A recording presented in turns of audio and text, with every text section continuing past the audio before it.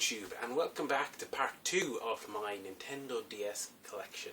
Part 1 has a fair bit of expanded audience, so I'm hoping part 2 will be a little more focused. But anyway, let's get a bunch more games down. I can already see a lot of expanded audience stuff. Well, this one isn't. Dead and Furious. It's a light gun game on a DS. Or that type of thing. Think House of the Dead. That sort of setting. Except you tap instead of, shooting with a light gun. It sounds like it shouldn't work, but it's actually okay. It's, one of those kind of smaller indie style games that the DS actually managed to kind of let through into the market because of its popularity. And for that I was grateful, because it was just something a little different. And it was also a little more adult, because you kind of always think of Nintendo as being a kiddie console, so it was nice to have something a little more targeted to an adult demographic. And by adult, I don't necessarily mean, expanded audience. And it was also actually surprisingly hard. You would think just tapping the screen would be dead easy, but no, this was surprisingly tricky. So, this is something a little special, I suppose. Shin Megami Tensei 2, Devil Survivor 2. This was published in Europe only last year by Ghostlight. So believe it or not, it is a 2014 game. And in the manual, I'm not going to go through it now, my name is in there. Because I was one of the supporters to get it ported into published in Europe. And while I'm not a massive fan of these type of games, given, it tugged at my, nostalgia and... the DS by that stage is kind of well onto its last legs, so having a game brought over and released in physical format just seemed cool. And get my name in it, obviously, was nice too. And, there was also came out a poster. I think that was the other thing that supporters got. Is that it? Yeah. Which is basically the front cover artwork in a little poster. But anyway, less time talking about posters, more time moving through games. Right. So, I'm going to do the next 3 in one go, because they are, next 2, I don't know why I think of 2 copies. Brain Training 1 and Brain Training 2. Such a craze that arose from these games, especially the first one over here. I mean, it was massive in Japan before it ever got launched worldwide, and I remember at E3, Satoru Iwata talking about the potential of the expanded audience in the blue ocean and all that sort of stuff, and it made a lot of sense. They certainly took their time bringing it over here, but when they did, by God, it caused the DS to just blow up in popularity. They are actually enjoyable, and to be fair, in Brain Training, the Sudoku is really good. It's a really good interface for Sudoku. I really enjoyed it. So I spent more time playing the Sudoku on it than actual Brain Training. And I think that was a good package, because you would do your quick brain training, which was just a few tests or whatever, and then you go and play Sudoku, so you could actually have something a little more meaty. So I got this at the time. I actually was curious about it, and I think I paid the 20 quid at the time, and I enjoyed it. The funny thing is, now both of these go for like less than a quid or something like that, because they're so common. Everyone basically had them. But anyway, this is a collection. It's just flipping all over the place. You couldn't get further from that really with Dragon Quest VI, Realm of Reverie. I picked this up because it looks like a really nice port of the SNES Classic, which is something I'm probably never going to buy because it'd just be ridiculously expensive.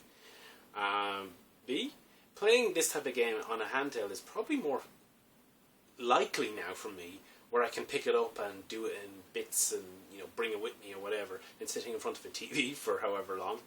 And see, these games, I have a funny feeling, are going to get bloody hard to get in the future. I already know that 4 and 5, Dragon Quest 4 and 5 are tricky to get, so I've no doubt that this one and the next game, Dragon Quest 9, maybe a lot less Dragon Quest 9, because Nintendo gave this one a really big push in Europe, and it was probably the biggest Dragon Quest game outside of Japan.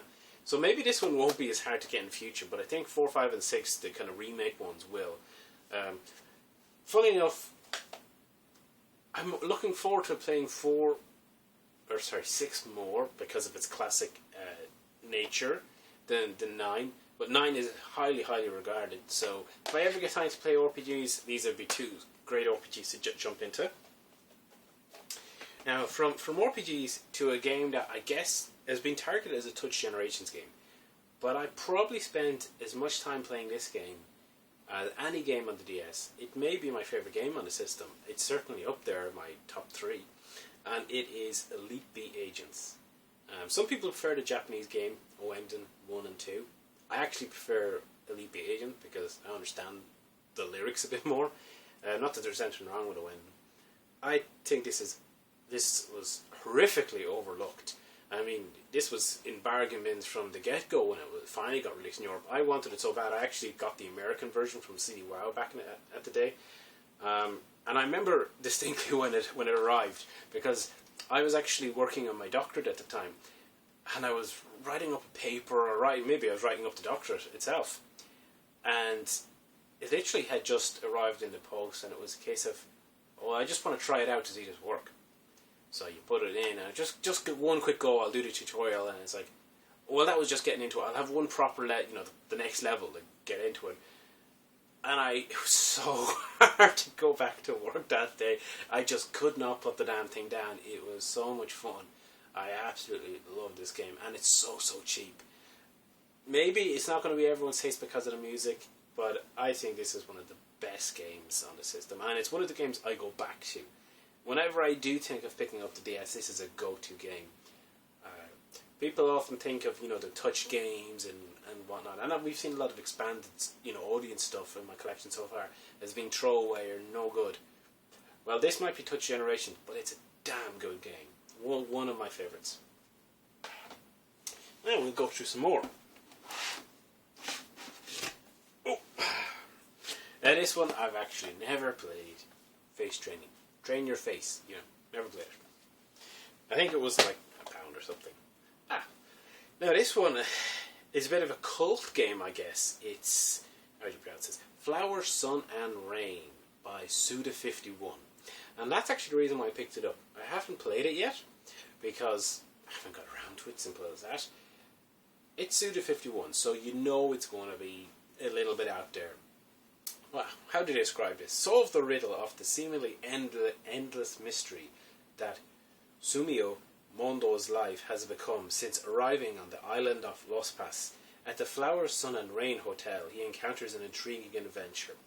And I have to say, I usually enjoy adventure games on the DS. It's because of the interface and the portable nature, it kind of suits it. So, I've enjoyed other adventure games. I'm definitely, even ABC Murders. I am going to make time to get around to this at some point.